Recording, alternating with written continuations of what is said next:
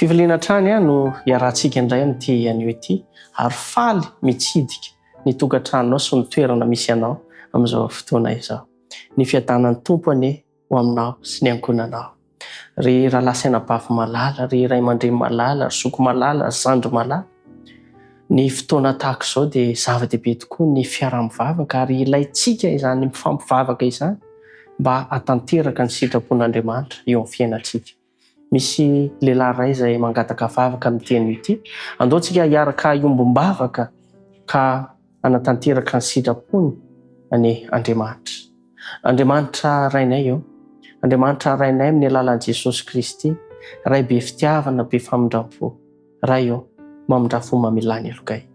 Ankehitriny dia misy zanakao izay mangataka vavaka amin'izao fotoana izao ny mba hanana ny olon-tiana izay ahafahany manompo anao, ahafahany manatanteraka ny sitraponao ary hatsapany ny fitiavanao sy ny fahatsaranao. Tompo malalo, mamindra-fo amin'ny manokany ianao ary omeo azy izay mahasoa azy.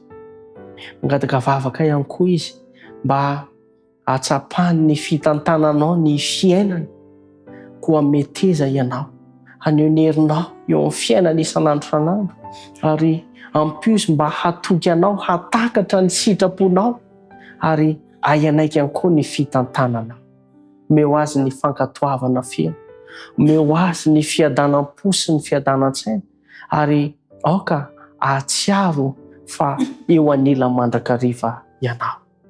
Raha misy namana ihany koa mitovy antom-bavaka aminy mitady vady, Tompo malalo, omeo azy ny tsara indrindra tahaka ny nanomezanao any Adama, ny Eva. Ny vavaka dia tononona sy angatana amin'ny anaranao Jesosy Kristy. Amen.